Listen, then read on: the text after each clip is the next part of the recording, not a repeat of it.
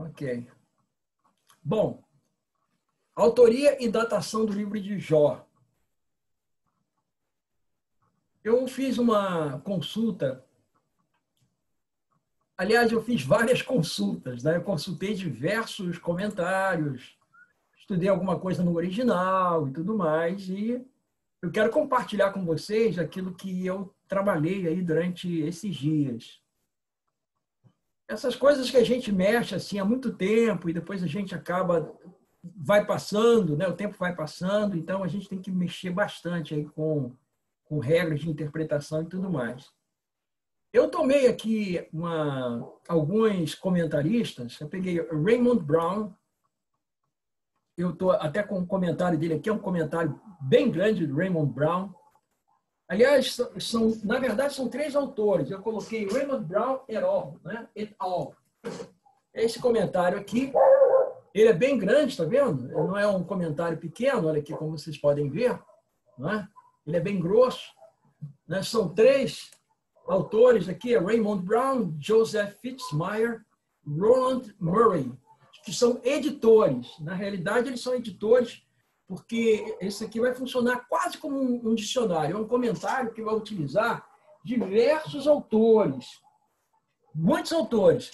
O Raymond Brown, que aparece logo aí no início, ele é considerado um dos maiores especialistas em João, por exemplo, no Evangelho de João, que existe na atualidade. Ele é um autor católico, mas muito conhecedor do Evangelho de João. E também trabalha em outras áreas. Né? Então, vejam, esse comentário é um comentário histórico-crítico. Não é a linha, por exemplo, que muitos protestantes usam. Nós normalmente utilizamos a linha historicista ou histórico-gramatical, como nós vamos depois estudar quando falarmos a respeito das escolas de interpretação. Mas, assim, é bem oportuno o fato de ser um comentário histórico-crítico, pelo que ele vai falar a respeito de Jó. Ele diz assim, o livro tem muitos apaxilegômena. Apaxilegômena são aquelas expressões que aparecem uma vez apenas na Bíblia. No singular é apaxilegomenon, no plural apaxilegômena. Então, são aproximadamente 100 palavras que aparecem no livro de Jó, que aparece apenas uma vez na Bíblia. Então, isso torna o livro um tanto quanto difícil, né? Não é fácil. Então, essas palavras são palavras raras. Então, o livro também não tem nenhuma alusão histórica dentro dele. Você não tem ali paradigmas históricos, nem mesmo paralelos de Jó com a literatura oriental antiga também não existe. Então, não há, basicamente, dentro do livro, segundo os autores, segundo esse comentário de Raymond Brown, né, isso torna difícil as pistas para a datação. Bom, esse comentário, que é o comentário de São Jerônimo, ainda diz assim, que alguns dizem que Jó 3 depende de Jeremias 20, de 4 a 8, ou encontram a influência do Deutero Isaías. Então, você vê que ele separa o livro de Isaías, né? Isso é uma abordagem crítica, porque na abordagem historicista, Isaías é apenas um autor, e já na abordagem crítica são 4 autores, a datação também é diferente. Né? Então, vejam que é uma abordagem completamente diferente daquela que os protestantes normalmente aceitam, né? A não ser os protestantes liberais. Então, alguns dizem que Jó 3 depende de Jeremias 24 a 8, ou encontram influência do Deutero Isaías, ou julgam que o exílio teve um impacto no livro.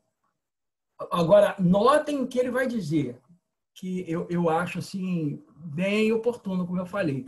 Mas todos estes argumentos literários e teológicos são completamente frágeis. Então, mesmo sendo um comentário crítico, ele diz, são frágeis esses argumentos. Como M. Pope, que considera o século VII como a melhor suposição, a data permanece uma questão em aberto. Então, vejam, ele coloca, aqui Pope coloca como o sétimo século, o século sétimo como a melhor suposição. Então, essa não é a abordagem, por exemplo, historicista. A abordagem historicista vai ver Jó lá em torno aí da era patriarcal. Bom, agora nós vamos ver o comentário de Il D. Radmacher. Eu tenho aqui... Eu não preciso sair de casa para poder pegar esses comentários, porque normalmente eu tenho quase todos os bons comentários aqui, né? Então, aqui você tem Il Radmacher, Ronald Allen, V. Allen e Wayne House. Então, esse comentário aqui é um comentário evangélico, não é? Agora, estamos saindo aqui de um comentário católico para um comentário evangélico. Ele diz assim que vários detalhes no livro de Jó indicam que os fatos narrados ocorreram em um contexto patriarcal. Ok? Então, ele agora já tem uma visão completamente diferente.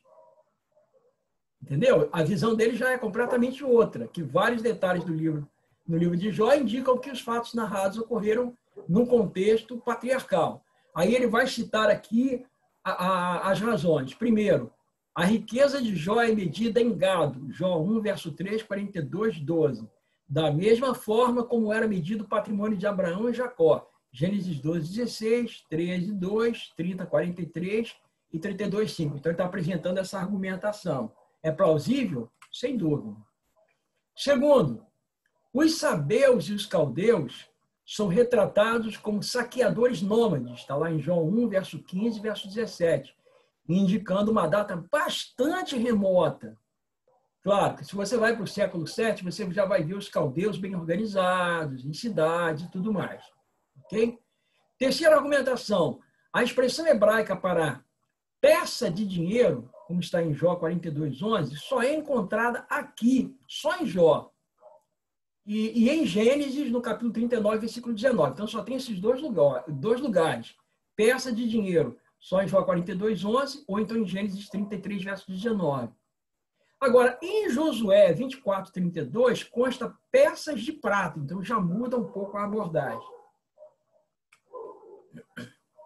Bom, a quarta argumentação de Radmacher é, sem ser sacerdote ou estar em um santuário, Jó oferecia sacrifícios a Deus à maneira patriarcal. Jó capítulo 1, versículo 5, porque os patriarcas, eles ofereciam sacrifício em prol de sua família e de seu clã, porque naquela época ainda não havia um sacerdócio estruturado, montado e organizado. Isso só vai acontecer em torno do ano de 1500, mais ou menos, quando Moisés tira o povo do cativeiro egípcio, e a partir dali, então, vai ser formado o sacerdócio. Então, se indica que Jó possivelmente viveu antes desse período. Outra coisa, a longevidade de Jó é coerente com o tempo da vida dos patriarcas. Jó 42, versículo 16. Ou seja, ele viveu muito, não é? E a gente vai observar que depois do dilúvio foi havendo uma decadência, né, de cada vez maior na idade das pessoas. As pessoas foram ficando, vivendo cada vez menos. Então, da era patriarcal até a era do exílio, vai descer bastante esse nível de longevidade das pessoas, né? Então, é isso que ele está dizendo aqui. Outra coisa, a preferência nas seções poéticas pelo nome divino El Shaddai, em vez de Yahvé, pode ser indicativa de um período anterior ao Êxodo. Está lá, Êxodo 3, 14, 15, quando Moisés pergunta a Deus: quando o povo me perguntar quem é que está me mandando, quem é que está me enviando para que eu o tire do Egito, eu vou dizer o quê? Aí Deus dá para a gente o seu nome, Yahvé. Yahvé te enviou. Yahvé, você vai dizer para o povo, Yahvé me enviou a vós outros. Lá em Gênesis 3, 14 e 15. Então, ao usar essa expressão El Shaddai, ele está denotando com isso que não era conhecido para ele ainda a expressão Yahvé. Radmacher provavelmente Uz ficava na Síria ou na Mesopotâmia ocidental. Porém, a maioria dos autores crê que Uz ficava próximo a Edom. Notem que eu encontrei diversos autores que vão dizer exatamente isso, que Uz ficava próximo a Edom. Depois a gente vai ver um pouquinho mais aí com Adam Clarke. Porque muitos dos nomes próprios no livro de Jó aparecem na genealogia de Esaú, pois pai dos edomitas. Esaú é pai dos edomitas. Aí ele cita aí Gênesis capítulo 36. Tá certo? Então, essa é a argumentação dele. Bom, agora nós vamos para os arrazoados do Dr. Adam Clarke, que para mim é o que apresentou assim, o maior número de evidências, né, com relação à questão da autoria de Jó. Eu, na verdade, eu peguei apenas uma parcela do material de Adam Clarke, porque é muito material. Muito, mas muito material mesmo. E, assim, eu não tive tempo de dar uma explorada maior, né, porque realmente o tempo é bastante exíguo. Adam Clarke afirma que alguns estudiosos desse tema, da autoria de Jó, do local e tudo mais, defendem a ideia de que Jó, floresceu na era patriarcal, que ele viveu na época de Moisés. Então, quanto à origem, alguns o derivam de Naor e outros de Esaú, tornando o quinto da descendência de Abraão. Aí ele coloca, eu citei aqui as palavras dele, ele diz assim: eu acredito que foi uma pessoa real e a sua história deve ser uma afirmação dos fatos. Por que ele está dizendo que ele acredita que foi uma pessoa real? Porque existem alguns autores críticos que dizem que Jó é apenas um poema, que foi um personagem criado na cabeça de algum hebreu antigo, possivelmente do 6º ou 7º século, ou do século II, né? do 7º ou do 2º século. Então, muitos autores críticos pensam assim. Só que aí nós vamos enfrentar um problema, porque nós vamos encontrar em alguns livros da Bíblia, como é o caso, por exemplo, de Tiago, abordando Jó como sendo um personagem real. E o próprio Jesus Cristo, ele se refere a Jó como uma pessoa real. Então, vejam, os críticos eles não levam muito em consideração essas coisas. Ao passo que aqueles que já optam por uma abordagem historicista, eles já levam em consideração o fato de que a Bíblia é um livro inspirado e que a sua inspiração deve ser respeitada, portanto. Né?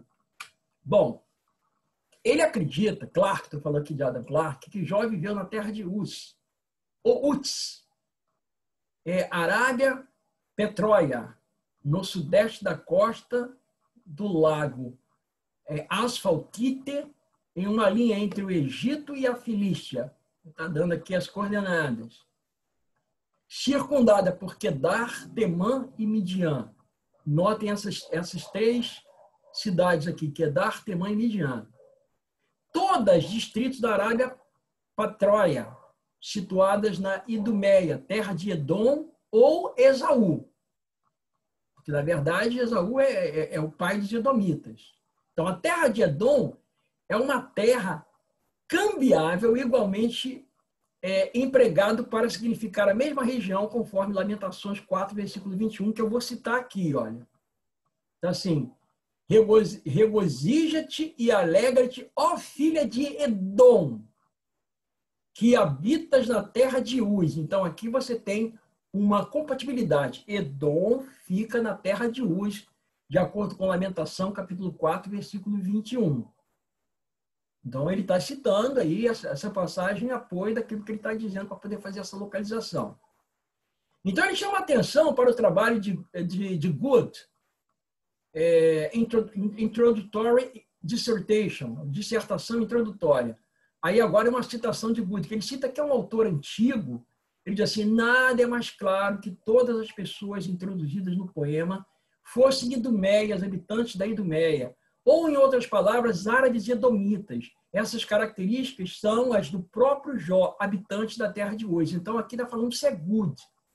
Então, ele está dizendo que essas características daqueles povos que viveram ali em Edom são as mesmas características de Jó, fazendo aí a compatibilização de Edom com Uz.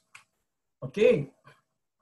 Agora, o Clark, o que ele vai fazer? Ele vai pegar cada um daqueles personagens que aparecem ali, que são os amigos de Jó, e ele vai localizar, ele vai dizer de onde eles são, que terra é essa. Então, eu começo aqui com Jó, capítulo 15, versículo 1. Eu acho que eu vou até deixar aqui a Bíblia aberta para a gente poder dar uma lidinha. Em Jó 15, verso 1. Se você quiser, também pode abrir a sua.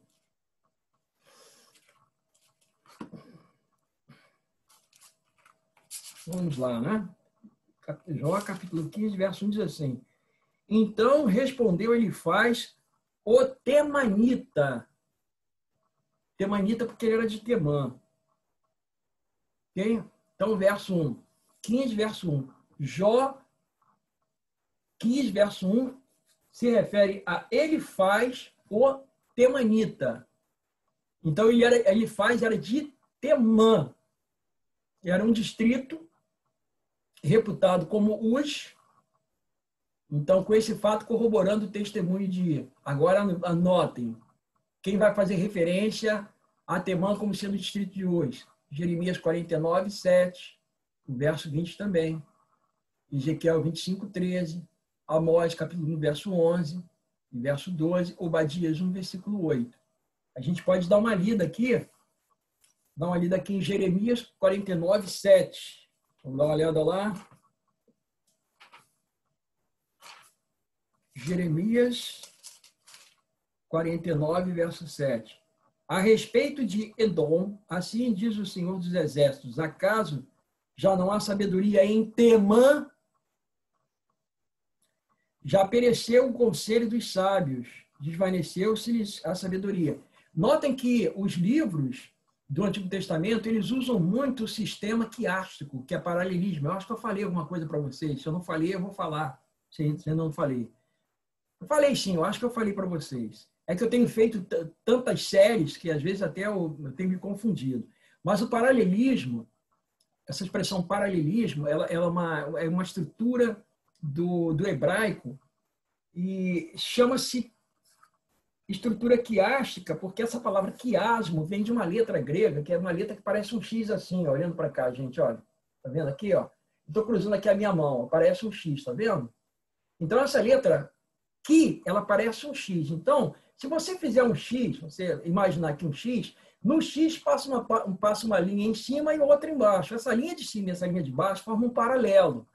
Então, na Bíblia, nós vamos encontrar muito esse sistema paralelístico. Eu gosto muito de dar o exemplo do Salmo 19, que é bem fácil, né? O Salmo 19. Se vocês quiserem, vocês vão lá comigo. E aqui nós temos um paralelo. Os céus proclamam a glória de Deus e o firmamento anuncia as obras das suas mãos. Ele está falando aqui a mesma coisa. Os céus estão em paralelo com o firmamento. Proclamam, estão em paralelo com anunciam, e a glória de Deus com obra das suas mãos. Aqui nós temos um paralelismo sinônimo, em que cada parte da copla contribui para dizer a mesma coisa, só que de uma forma diferente. Aqui em Jeremias, a gente vai encontrar a mesma coisa, aqui em Jeremias 49, verso 7. Desculpe. A respeito de Edom, assim diz o Senhor dos Exércitos, acaso já não há sabedoria em Temã? Então vejam que Edom está em paralelo com Temã, ou seja, se refere ao mesmo lugar. Ok? Eu acho que os outros textos vocês podem dar uma olhada depois para a gente não perder tempo, né? Então vamos lá.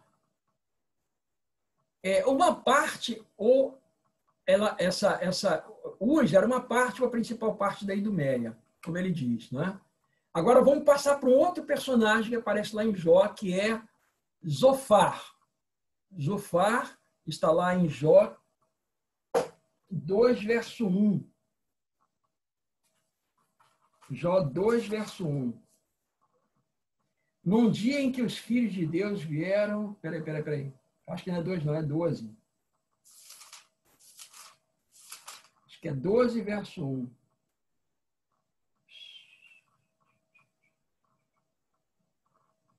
Não, não, não. É 2:11. Tá? Não é 1, não, é 11. Peraí. Jó 2:11. Ah, tá. Tá aqui. É 2, verso 11. Do jeito que está ali. Ouvindo, pois, 3 amigos de Jó todo este mal que lhe sobreviera, chegaram cada um do seu lugar. Ele faz o temanita, Bildade, o suíta, e Zofar, o naamatita. Então, ele era de Naamá.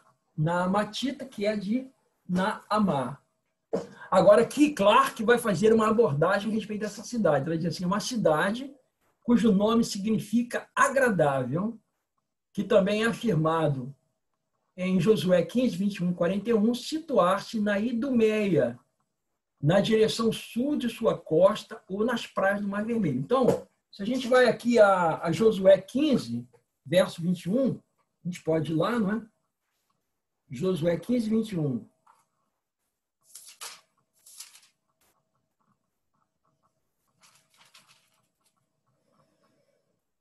Josué 15, verso 21, são, pois, as cidades no extremo sul da tribo dos filhos de Judá, rumo do território de Edom. Aí ele vai aqui citar todas as cidades que aparecem aqui, depois você olha essa relação até o versículo 41. Gederote, Bet-Dagon, Naamá e Maquedá, que eram cidades que estavam ali ao redor dela. Então, você vê aqui o verso 21 e o verso 41 para você poder compreender. Então, elas estavam situadas, então, aí na Idumeia, na direção sul da sua costa, nas praias do Mar Vermelho. Vamos para o outro amigo, Eliú de Bus. Então, está lá em Jó 32, versículo 2. Jó 32, 2. Vamos para lá, para Jó de novo.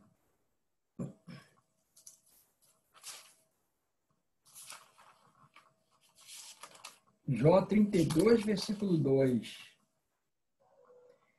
Então se acendeu a ira de Eliú, filho de Baraquel, o Buzita.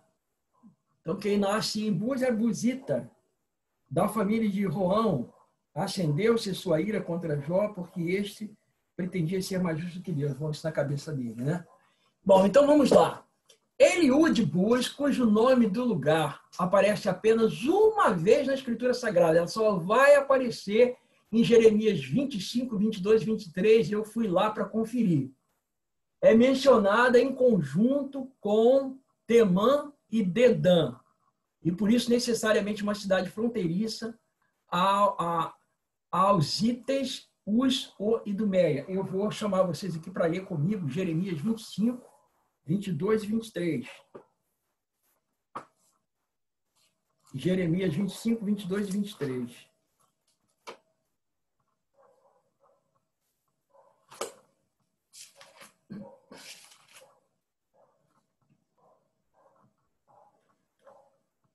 A todos os reis de Tiro, a todos os reis de Sidom, e aos reis da terra da além do mar, a Dedã e a Temã, a Buz e a todos os que cortam os cabelos nas têmporas. Então vejam que ela é mencionada aqui, olha, tá vendo? A todos os de Tiro, todos os de Sidom, e aos reis das terras da além do mar, Dedã, Temã e Buz. O único lugar onde ela vai ser citada novamente aqui, ó, Buz, e a todos os que cortam os cabelos das têmporas. Então é o único lugar onde ela vai aparecer. Você pode procurar numa concordância que você não vai encontrar mais em outro lugar. Só vai aparecer aqui em Jó e também ali em Jeremias. Então, essa cidade ela está em conjunto com Temã e Dedã. Por isso, necessariamente, uma cidade fronteiriça da Idumeia. Ou seja, os amigos de Jó, eles eram todos ali daquela região. Note que o trabalho de Adam Clarke é um trabalho muito interessante, porque ao localizar os amigos de Jó, ele vai localizar Jó também. Primeiro ele vai falar de Jó, depois de seus amigos. tá certo? Aí ele continua dizendo assim, ela, Bruce, teve variados nomes. A princípio foi chamada de Orites, de Orim ou Orites, que parece ter sido o primeiro a se estabelecer ali, porque as cidades normalmente recebiam o nome de uma pessoa que fundava a cidade, como acontece até hoje, né? Entre os descendentes desses, o mais distinto foi Seir, que deu nome à terra de Seir. Esse chefe teve numerosas famílias, e entre o mais proeminente de seus netos estava Uz ou Uts. E dele, não de Uz, o filho de Naor, parece ter sido chamada de Austis ou terra de Uz. Olha que conclusão interessante a conclusão dele, né? Dele, não de Naor. Bem interessante. Aí ele continua seu arrazoado dizendo assim, que a família de Or, Seir ou Uz foi, de um modo geral, desalojada da região por Esaú ou Edom, que se fortaleceu pelo casamento com uma das filhas de Ismael. E o território conquistado foi denominado Idumeia, ou terra de Edom. Aí agora ele diz assim, penso que isso seja conclusivo quanto ao país de Jó e seus amigos. Interessante, né? Ele vai fundo. Outra coisa, ele continua o arrazoado, né? Ele vai embora. Bom, agora sim, quanto à autoria do livro, ver o que ele vai falar aí quanto à autoria do livro, né? Ele vai colocar aqui o que, na época dele, qual era o pensamento, né? Porque quando o Clarke viveu, já havia o pensamento da alta crítica e tudo mais que ele procura combater, né? E ele afirma que a suposição de que o próprio Jó ou Eliú, ou ainda qualquer de seus amigos, tenha escrito o livro, as evidências positivas estão ausentes a ele, e ele associa a autoria ao local de composição. Ele diz assim, que o autor, na cabeça, Clarke diz assim, que o autor ele está associado com o local da onde o livro foi onde viveram esses personagens. Ele vai dizer por quê? Por causa do conhecimento, o autor tinha bastante conhecimento e tudo mais, então ele vai fazer essa associação. Então, para ele, os argumentos mais plausíveis são, ele coloca 3 argumentos que ele considera como plausíveis, né? Mas ele vai, evidentemente, dizer qual é o mais plausível de todos. Primeiro, Moisés foi o autor do livro, tendo em vista que muitas porções dele se harmonizam com seus escritos reconhecidos, que são particularmente o Pentateuco e mais o Salmo 90. Ok? Segundo, uma outra proposição, Salomão é o autor mais provável, porque muitos dos sentimentos contidos ali no livro de Jó são muito parecidos com aqueles que aparecem no livro de Provérbios. Então, enunciando muitas vezes palavras parecidas, semelhantes. Então, essa seria a segunda hipótese. E a terceira, que o livro foi escrito por algum judeu durante o cativeiro babilônico ou logo depois disso. Tá? Então, ele coloca essas 3 proposições como proposições plausíveis. Agora, ele vai defender uma. Ele vai defender a autoria mosaica. E ele vai dizer aqui por quê. Né? Bom, ele começa dizendo assim, que Moisés tenha sido o autor é a opinião de muitos eruditos. E nenhum estabeleceu seus argumentos e sustentação de sua opinião com luz mais forte do que o senhor Mason Good, que ele já tinha citado lá atrás, em sua Introductory Dissertation to His Translation and Notes a respeito do livro. Então, é a sua dissertação introdutória para a sua tradução e suas notas do livro de Jó. Aí ele vai apresentar, ele vai citar aqui algumas das conclusões de Good, de Mason Good. Primeiro, ele vai pegar algumas evidências externas, e eu fiz questão de fazer uma divisão, eu fui catando aqui e ali, né? Ele vai pegar primeiro as evidências externas, depois as internas. Quais são as evidências externas? As evidências externas são aquelas que estão fora da Bíblia, mas que são corroboradas por algum aspecto geográfico, não é? Enfim. E as internas são aquelas que estão dentro da própria Bíblia, como, por exemplo, semelhança literária, filológica, enfim. Não é? Então, ele diz assim, que Good afirma que o escritor deste poema dominava com seu estilo igualmente o simples e o sublime. Ok. estava minuciosamente e elaboradamente familiarizado com a astronomia, história natural e a ciência geral de sua geração. Possivelmente era um hebreu de nascimento e língua nativa, mas um árabe de longa residência e estudo local. Olha que coisa interessante, né? Uma coisa que eu acho importante no Adam Clarke é que o Adam Clarke ele dominava várias línguas, né? O hebraico, o grego, o árabe, o aramaico. Né? Ele um indivíduo assim muito abalizado. Infelizmente, eu não tive muito tempo para poder colocar para vocês aqui os textos, como eles aparecem no original. Como a gente vai ver lá na frente, algumas palavras em português, a gente não vai perceber essa semelhança como a gente percebe no hebraico. Não é? Mas, se for preciso, a gente faz isso. Então, vamos lá.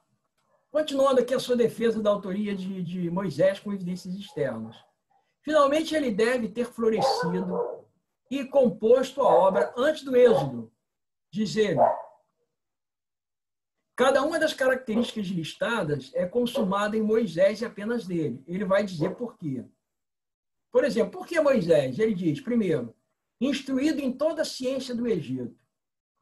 Portanto, se ele era instruído em toda a ciência do Egito, Moisés conhecia os hieroglíficos, Moisés conhecia sobre astronomia, porque os egípcios eram os mais avançados naquela época, né? Tinha conhecimento também de geografia, de ciência de uma maneira geral. Segundo, as evidências indicam que compôs o livro no período que compreende os 40 anos em que foi hospedado por Jétro, no mesmo distrito da Idumeia, que foi chamado de Midian. Então, aqui, ele está fazendo uma ligação da Idumeia, que é o lugar onde estavam os amigos de Jó e o próprio Jó, com Midian, que é o lugar onde ele ficou durante 40 anos. Então, a narrativa vai abordar exatamente a respeito de alguns aspectos que têm a ver com esse deserto ali de Midian, com aquele local. Agora ele vai passar para as evidências internas. Então, em adição às evidências externas, é preciso também que a gente considere algumas provas internas. Né? Clarke, então, vai apelar para isso. Ele diz assim, a notável similaridade de dicção e idioma existente entre o livro de Jó e as peças poéticas compostas por Moisés. Interessante que nem todo mundo percebe essa similaridade. Ele percebeu, talvez por causa do seu conhecimento profundo da língua. Né? Ele diz assim, ao examinar os exemplos de paralelismo hebraico, essas similaridades se revelarão. Então, ele vai apelar para o paralelismo. Eu gostaria de ter colocado para vocês o texto hebraico e traduzir para vocês, às vezes eu faço isso, porque pegando os termos em hebraico fica mais fácil você ver a semelhança. Mas infelizmente, eu não tive tempo de fazer isso. Se vocês, no entanto, quiserem, a gente pode fazer isso numa próxima aula, mais para frente, não tem problema. Bom, ele continua aqui, sobre as evidências internas. Ele diz assim, a ordem da criação, conforme detalhado no primeiro capítulo de Gênesis, é precisamente similar à descrita em Jó 38, de 1 a 20. Então, você lê daqui a pouco, a gente não vai ler para a gente não gastar muito tempo. Depois você dá uma lida, pega Jó 38, de 1 a 20, que você vai ver essa ordem, mas eu vou discriminar aqui, tá? Eu vou discriminar, tomando aqui de Adam Clarke, a gente vai fazer a discriminação. Primeiro, o arranjo geral que ocupou o primeiro dia. Segundo, a formação das nuvens que empregou o segundo. A separação do mar, que tomou parte do terceiro. Isso tudo vai aparecer lá em Jó 38. E o estabelecimento das luminárias no céu, que caracterizou o quarto dia. Então, você vai ver que tudo isso é colocado numa sequência lá em Jó 38, de 1 a 20. Respeitando a mesma sequência que Moisés vai apresentar lá no livro de Gênesis. Ok? Então, nessa descrição geral, conforme oferecido em Gênesis, aí ele vai falar do vapor. O vapor das nuvens e o fluido no mar são igualmente denominados de água. Note que ele vai apresentar essa descrição ali em Gênesis 1, de 5 a 7, e ela vai aparecer lá em Jó também, lá no capítulo 38. Chamou Deus a luz dia e as trevas noite, houve tarde e manhã, o primeiro dia. E disse Deus, haja firmamento no meio das águas. Firmamento no meio das águas. E separação entre águas e águas. Fez, pois, Deus o firmamento, e separação entre as águas debaixo do firmamento e as águas sobre o firmamento. E assim se fez. Então, comparando Gênesis 1, de 5 a 7, com Jó 26, de 8 a 10, ele vai observar o seguinte: prende as águas em densas nuvens, e as nuvens não se rasgam debaixo delas. Encobre a face do seu trono, e sobre ele estende a sua nuvem. Traçou um círculo à superfície das águas, até os confins da luz e das trevas. Jó capítulo 26, versículo de 8 a 10. Então, a gente vai observando aqui essa semelhança textual. Então, aqui, peculiaridades. Então, esses são talvez os únicos exemplos na Bíblia nos quais os vapores das nuvens são denominados água. Você não vai encontrar em outros lugares. Você vai encontrar isso apenas no livro de Jó e também lá no livro de Gênesis. Certo? Então, ele está dizendo aqui, esses são talvez os únicos exemplos na Bíblia nos quais os vapores das nuvens são denominados água, antes de se tornarem concentradas em chuva. E eles oferecem uma identidade de pensamento que sugere fortemente uma identidade de pessoa em relação ao autor, aquele que elaborou, aquele que escreveu esse material. Então, a seguinte é uma notável peculiaridade da mesma espécie, ocorrendo na mesma descrição e talvez seja ainda mais pertinente. Vamos ver aqui. Vamos lá. Então, a simplicidade e a sublimidade combinadas de Gênesis 1:3, e disse Deus, haja luz e houve luz, foram sentidas e louvadas por críticos de cada geração, pagãos, islâmicos, bem como judeus e cristãos. E por todos têm sido consideradas como uma característica peculiar do estilo mosaico. No poema que está perante nós, temos a seguinte prova da identidade de estilo. Então, vamos lá. Aí ele pega aqui.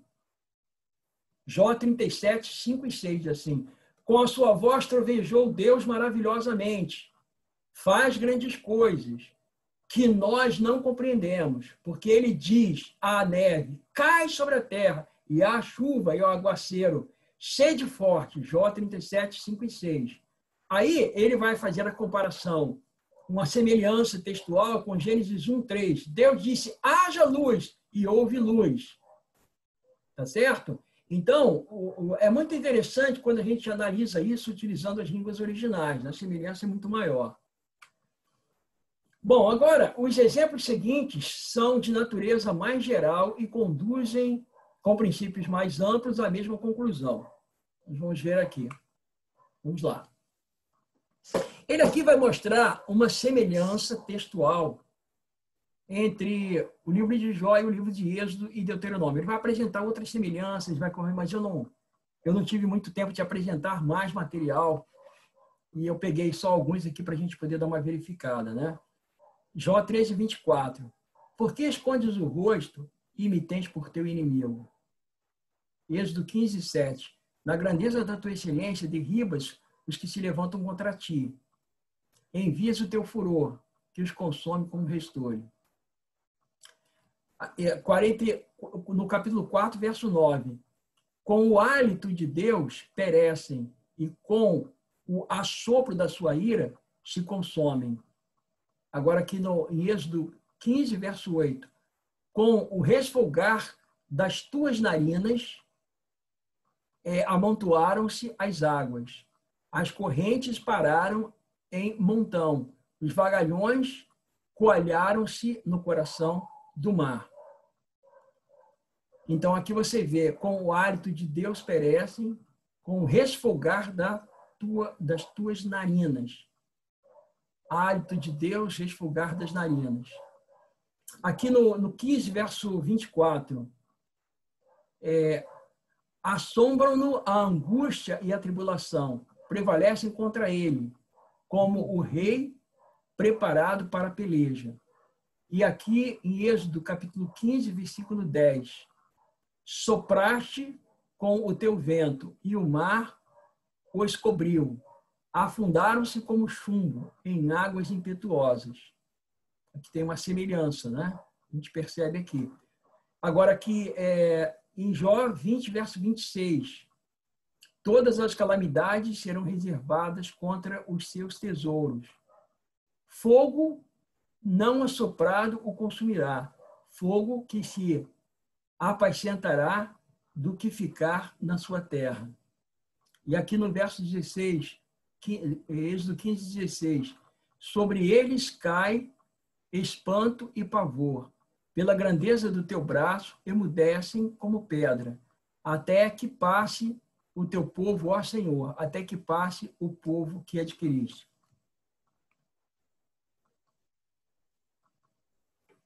Jó 20, verso 27. Os céus lhe manifestarão a sua iniquidade, e a terra se levantará contra ele. Deuteronômio 20, verso 22. O Senhor te ferirá com a tísica e a febre. Então, aqui, os céus se manifestam. Aqui é o Senhor que fere. E a inflamação, e com o calor ardente, e a secura, e com o crestamento e a ferrugem, e isto te perseguirá até que pereças. Então, ele está falando aqui a mesma coisa, só que utilizando aqui um linguajar diferente. Aí, aqui, nessa parte, nenhum dos seus morará na sua tenda, espalhar-se-á enxofre sobre as suas habitações, e com calor ardente, etc. Né? Pegando aqui um pedaço desse texto daqui de cima, aqui do meio, ele tem essa semelhança aqui com Jó, no capítulo 18, versículo 15. No verso 16 aqui, Jó 20, 16, por baixo secarão as suas raízes e murcharão por cima os seus ramos. Aí essa questão direcional vai aparecer aqui em Deuteronômio 28, verso 23. Os teus céus sobre a tua cabeça serão de bronze, e a terra debaixo de ti será de ferro. Então aqui a gente vai observar aqui essas questões direcionais aqui. Aqui em Jó 12, 17, aos conselheiros leva-os despojados do seu cargo, e aos juízes faz desvairar. Por chuva da tua terra, o Senhor te dará pó e cinza. Dos céus descerá sobre ti, até que sejas destruído. Aqui ele está falando sobre juízos, aqui ele vai falar sobre a destruição. Aqui embaixo, tira o entendimento aos príncipes do povo da terra e os faz vaguear pelos desertos em caminhos. O Senhor te ferirá com loucura, com cegueira e com perturbação do espírito. Ou seja, tira o entendimento dos príncipes, e aqui com loucura e com cegueira. Está falando aqui a mesma coisa, só que utilizando aí uma linguagem diferente. Né? Tem um paralelo. Aqui há uma interligação, né? Aqui um verso que está ligado a dois, aqui é a mesma coisa. Em Jó 12, 25, nas trevas andam as apalpadelas sem terem luz, e os faz cambalear como ébrios. Agora aqui em Deuteronômio 28, 29. Apalparás ao meio-dia, como o cego apalpa das trevas, e não prosperarás nos teus caminhos. Aqui a semelhança textual é muito grande, né? Porém, somente serás oprimido e roubado todos os teus dias, e ninguém haverá que te salve. E aqui embaixo, Jó 8, 17, as suas raízes se entrelaçam num montão de pedras e penetram até as muralhas. Então, a gente percebe assim, uma semelhança muito grande nesses dois paralelos aqui, nesse paralelo, né? E aqui no verso 18, Jó capítulo 8, verso 18, mas se Deus os arranca do seu lugar, então este o negará, dizendo, nunca te vi. E embaixo, no verso 19, eis em que deu a sua vida, e do pó brotarão outros. E aqui no Deuteronômio 28, verso 63, está escrito, assim como o Senhor se alegrava em vós, outros, em fazer-vos bem e multiplicar-vos, da mesma sorte o Senhor se alegrará em vos fazer perecer e vos destruir.